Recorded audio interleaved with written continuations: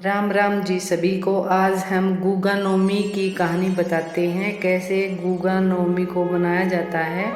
यह त्योहार श्रावण मास की पूर्णिमा के दिन के बाद जब नवमी आती है उस दिन को मनाया जाता है। क्षेत्र अलग अलग होने के कारण इसकी पूजा विधि भी अलग अलग होती है और कहानियाँ भी अलग अलग तरह से बताई जाती हैं। मांझला और कांझला दो बहनें थीं।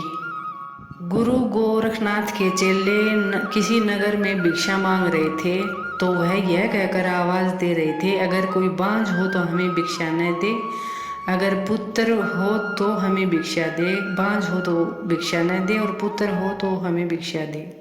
ऐसा कहकर वो भिक्षा मांग रहे थे।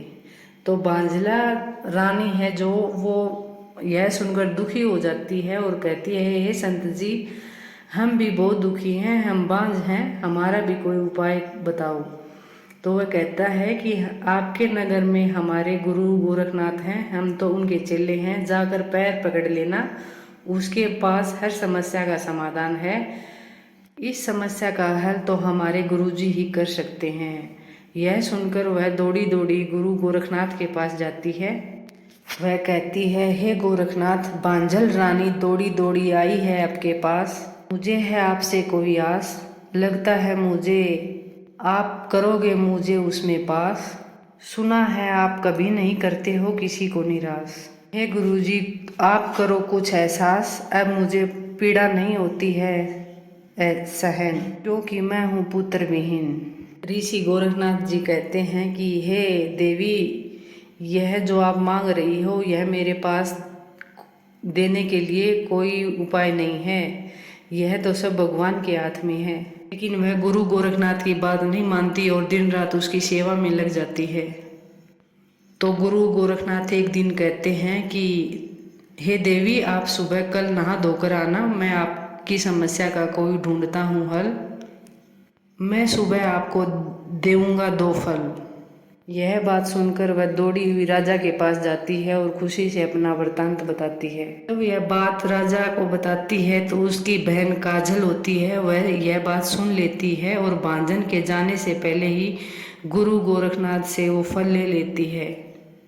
तब बांझल ने अपने समय के अनुसार जाती है, गोरखनाथ ने जो समय बताया था उस समय पर जाती है। तो गोरखनाथ जी कहते हैं, हे रानी, ये कैसा कर दिया छल, अभी अभी तो मैंने दिया था आपको फल। गोरखनाथ जी कहते हैं, अभी तो तुमने मुझसे वरदान पाए हो, पुत्र कैसे प्राप्त होगा यह मुझसे बतलाया हो। रोने लगी जब बांझल, मेरे साथ धोखा हुआ है, आज यह कोई खेल मेरे साथ अनोखा हुआ है। मुझ जैसी एक मेरी बहन है, उसका नाम है काजल, गुरुजी अब मैं क्या करूं, मैं तो हो गई हूँ पागल। वह गुरुजी से हाथ जोड़ती है, हे गुरुजी, ऐसे मुझे खाली मत लौटाओ, मैं तो एक बांझन हूँ।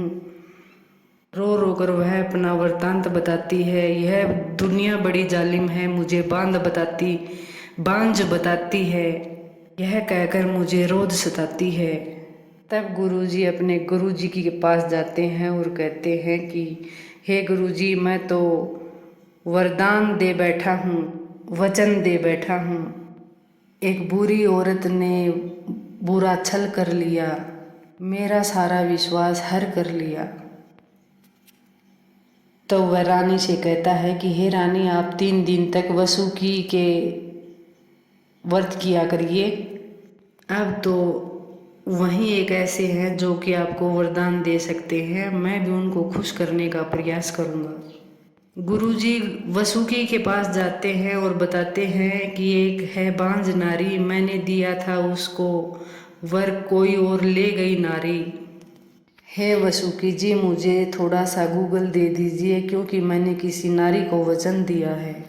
वासुकी जी कहते हैं कि गूगल ऐसे नहीं मिलती, गूगल से मिली है मुझे बड़ी मुश्किल, सागर मंथन से हुई है मुझे हासिल।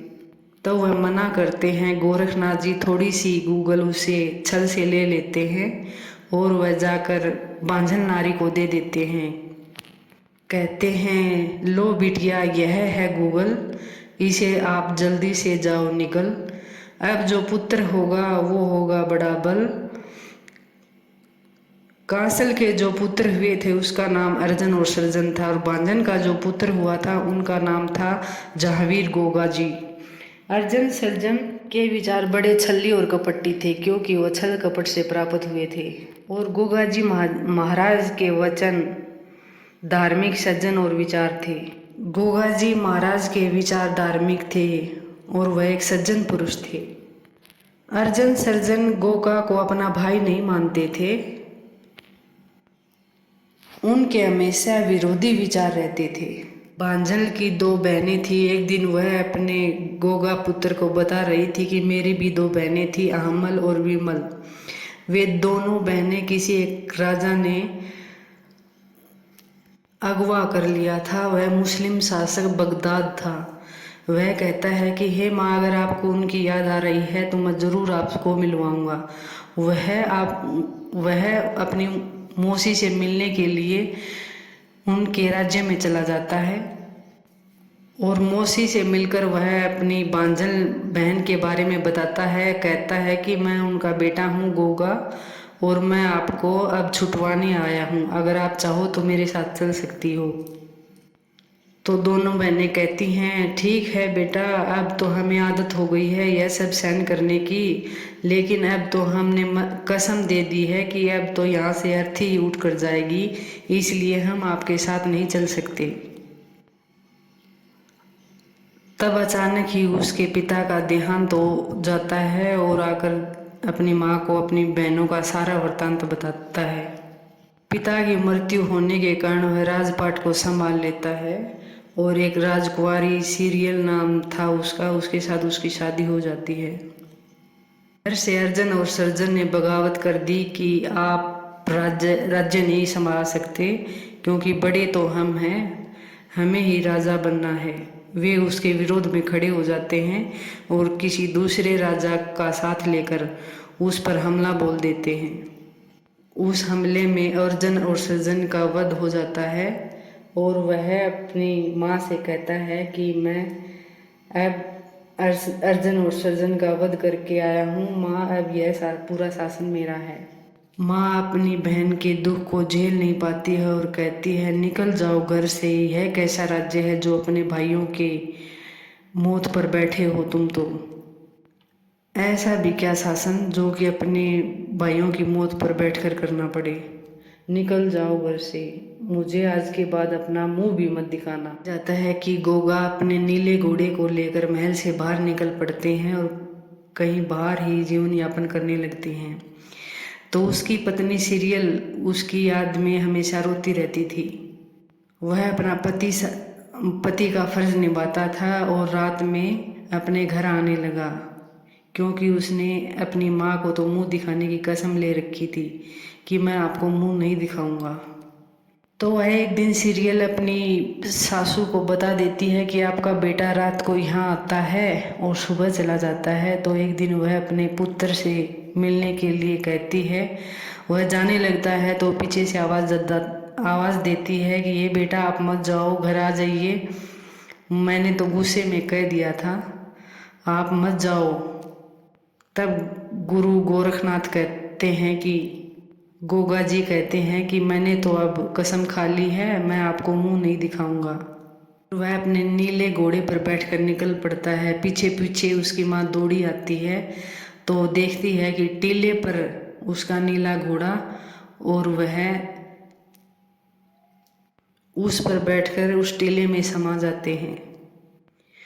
उसकी माँ रोते बिलखते रहती है, और कहा जाता है कि कुछ दिन के बाद जहांगीर गोगा जी ने अपनी पत्नी और अपनी माँ को भी उस टीले में अपनी जगह दे दी थी।